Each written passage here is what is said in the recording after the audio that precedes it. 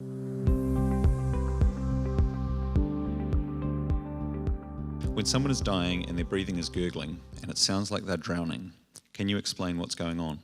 It looks and sounds so painful and distressing.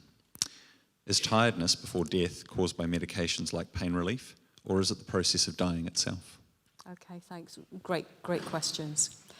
So I'm going to tell you a story, because that's what I do these days. When I first went to work in hospice, I'd been qualified for 5 years. I'd worked in wards where very sick people very frequently died.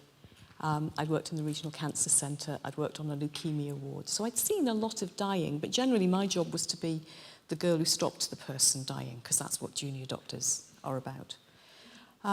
So when I first heard somebody who was a consultant in palliative medicine describing to a patient what dying was like, I was appalled that he was going to describe the process of dying to this lady. I was sitting on a footstool beside the bed as he was talking to her, and I kept thinking, this cannot be happening. You can't possibly tell somebody this.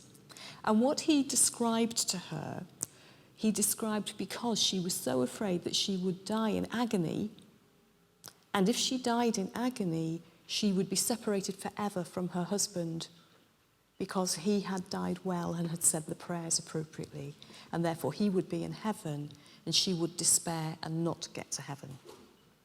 So although this sounded as though it was a pain control conversation, it was actually an existential, it was one of the walls of the house that was falling down. And he said to her, would you like me to describe to you what dying is like? And I thought, what? And she said, oui, because she was French. She was a French resistance survivor, amazing woman. So he explained to her how it doesn't really matter what illness we're dying from. As we get towards the end of our life, we become more weary. And it seems to be some kind of metabolic thing that makes it more and more difficult for us to release sufficient energy from our metabolism to maintain our wakefulness. So it's not to do with drugs, although there are drugs that can make us a little bit sleepy when we're adjusting to them. It's about the process of dying. And that to recharge our energy, we need to sleep. And he said, well, you've probably noticed that you need a snooze during the day to recharge your energy. And she said, yes, I have. And he said, oh, that's good. And I thought, that's awkward. And he said, that's good, because that means you're following the normal pattern. So the next thing that we would expect to happen would be just that you'd be more tired, sleep more, be awake less, and we will continue to look after you. And then a time will come that you won't notice, but we will, when you're asleep and we want to wake you up. It might be medicine time, there might be a phone call, and we can't wake you up. This happens to everybody. The moment when we can't wake them up anymore.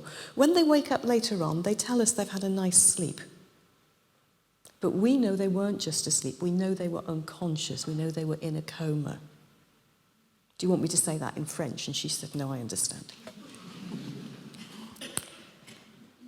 So he said, as time goes by, people sleep more and more and dip in and out of unconsciousness. And at that point, we'll swap their drugs across from swallowing them, because we don't want you to be asleep at medicine time, miss the drugs, and then when you wake up again naturally, all your pain has come back, all your nausea has come back. So we swap the drugs then to injections, and we usually put them in a little pump so you get the right amount each hour. And then as time goes by, you just become more and more drowsy and lapse into unconsciousness. So when we're unconscious, that automatic breathing is cycles that are driven by the brainstem. Now, you're not thinking about your breathing at the moment, but now I've mentioned it, you are.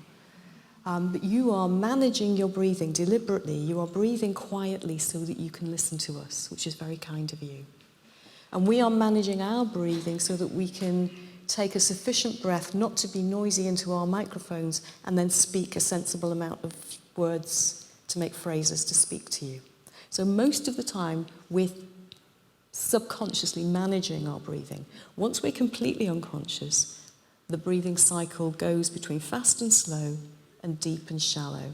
And if we're not conscious at all, we won't feel the back of our throat. So we won't be monitoring whether our vocal cords are relaxed or tense. So many of you, obviously you don't snore yourselves, but many of you may sleep with snorers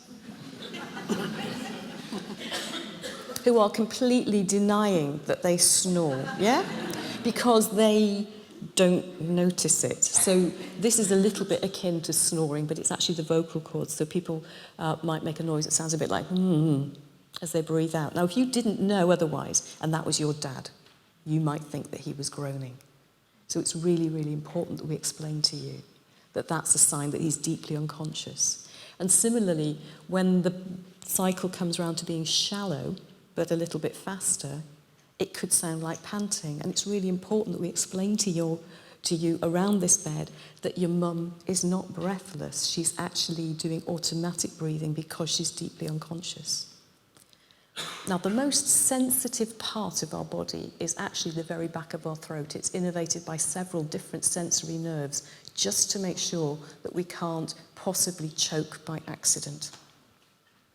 It's the bit that people tickle when they want to make themselves sick. Don't go there. If you're deeply unconscious, you might have saliva or you might have secretions coming up from your lungs that lie in the back of your throat. And because you're unconscious, it doesn't trigger the reflex that normally makes you just swallow. So that will happen all the time when you're asleep, and you'll just swallow it down. You won't tolerate it in the back of your throat, or you'll cough and clear your throat. If you're so deeply unconscious that you can't even feel this most sensitive part of your body, then it will just lie there in a little pool. And as you breathe, the air coming in and out of your lungs will go through that pool of liquid, and it will bubble. And the bubbling clicks, and it sounds like a rattle. And we call it the death rattle. No, we don't. We call it the death rattle. And we even, because everybody around the bed is made so uncomfortable by the death rattle, we give injections to the person who isn't at all uncomfortable to dry up their saliva so that everybody else will feel better. I can't think of any other situation in medicine where we would do that. Where actually what I need to do is come in and say, that noise that your mum is making, this is the mechanism.